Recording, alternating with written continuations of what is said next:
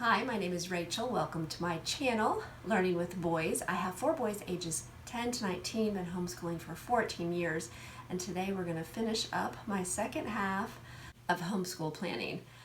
Have you ever had those days where there's a lot of unexpected things to happen, but you want to work on some other things? Well, that is one of those days. And the great thing about summer is you can have coffee anytime, even late in the evening, because you don't have to do school the next day, if you're like us and don't do school year-round. But this is all another story. But we're going to talk about planning today. And I'm going to get straight to my thoughts today. This is going to be a little bit of a shorter video, but I want to share some things with you, and I'm also going to share with you my cart. I think I did get that how I like it, so it looks nice. And I think it'll be a lot more beneficial to me the way I organized it this school year. So I'm excited about that. I have done a lot of clean out, a lot of things, and I'm ready to get down to really just looking through the curriculum and making some final plans. And that is what I want to talk about today, is really for me that final planning is just really going through the curriculum and looking through it and taking the time to do that. And you'll need to find the time to do that. I'm usually like a night owl and I could stay up late, but as the years go by, that's getting a little bit harder, and that is why I am drinking this a little bit late. But that's okay. Gonna get this done. When my kids were little, they would actually play most of the summer outside, whether we had a small pool or, just in the shade somewhere, and I would sit out there with them and just look through some of the curriculum books. But now they're all different directions and just trying to keep up with them and get this done. So there's all kinds of different stages when homeschool planning is going on. So everybody's planning is going to look a little bit different, but going through the curriculum is very important. It's really good to read through it, to be over familiar with it. Really want to take the time to be just really familiar with the curriculum. I have had years where I have just taken the curriculum, looked at it a little bit, and said, let's just jump in and do this. And come to find out, I missed probably some important things or halfway through the school year, and I was just trying to juggle and thinking, I forgot to do this, and this is sort of important to make this work correctly. So I'm really encouraging you to make sure you go through it, read everything that's written for the teacher. I know it's time consuming, but it is important, and really get the full potential from your curriculum. I want to give you this reminder though, as you're doing this, always remember you are still the teacher, not the curriculum. If you are reading it and getting familiar with it and realizing, whoa, I don't really want to do all this, well, you don't have to.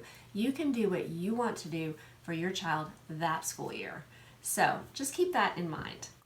I don't ever let the curriculum schedule my day out. I schedule the curriculum out for me and for my family and for my children. I really want to encourage you with those words. I'm going to turn the camera around in a minute and show you just a sample of a daily plan that I had for my 8th grader a couple years ago.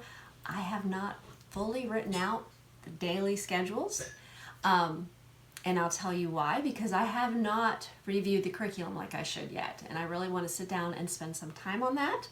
And you may ask, well, when are you going to do that? Well, each and every day over the next couple weeks. So if you are interested, I will share like a final overview of what I'm going to be doing with my 10th grader with the schedule, how the curriculum, we're going to make it work for us. Let me know. I'm probably going to plan on doing that. If you're interested, please subscribe.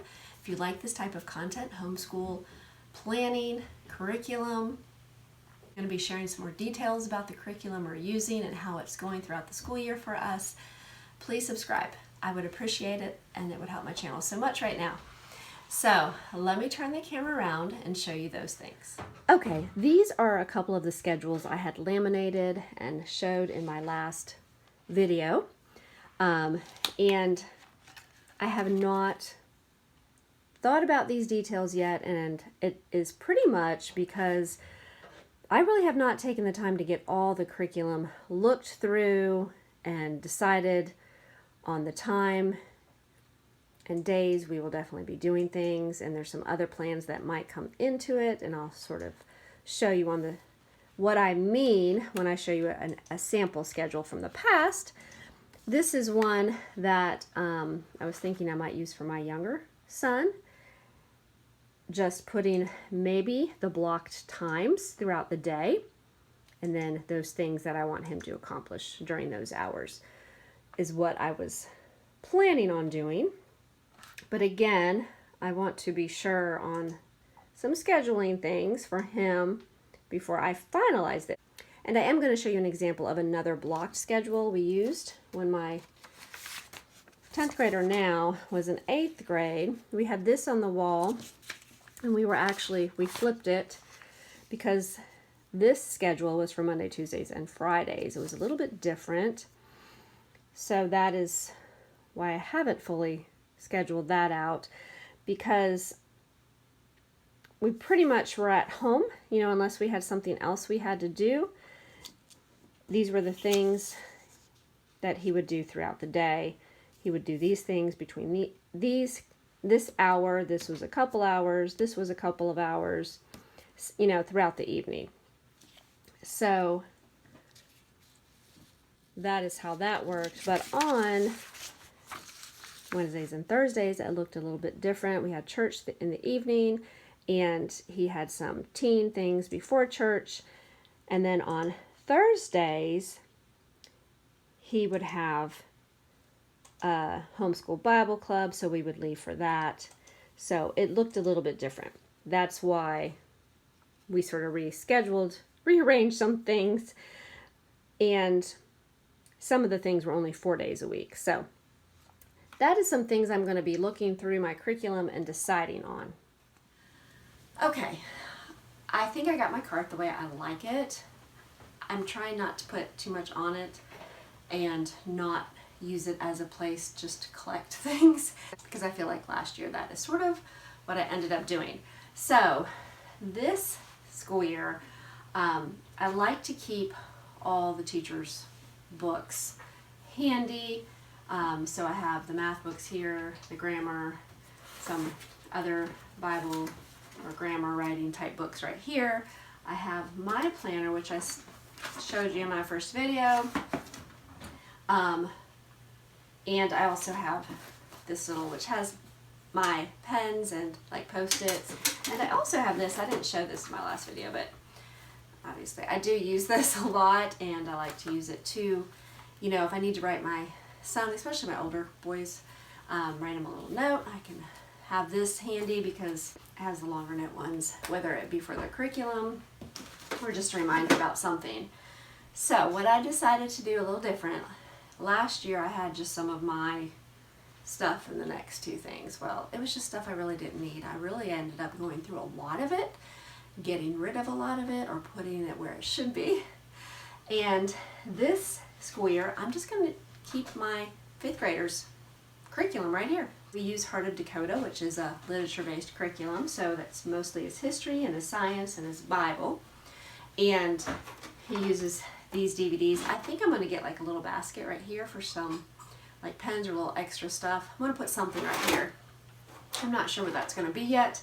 Down here is his planner, which I showed you, and stuff that is not, that we're using different, like his spelling, his grammar, and his math are down here, which will not be scheduled exactly in Heart of Dakota. They do have choices for math and language arts, but we use our own, which is down here. So I think it'll be a little easier. I know where his stuff is. Last year I kept it in a basket or two, and I just feel like if it is all right here, that'll be helpful. Now my 10th grader will still have his own cart. That works best for him. He's pretty independent about most things. So, but a lot of this we will do together, and we'll be teaching him more independence this coming school year. So this is my card. I want to show it to you, and I think I'm going to like it this school year. Okay, I think that's all I have for you today. I did mention that I may get my 5th grader a cart, but right now I think I'm going to try this, and I think it'll work out good in the planning process also, because everything is right here. My stuff, his stuff. So I think that'll work great, and I appreciate you all watching, and I hope you all have a wonderful week. Thank you so much.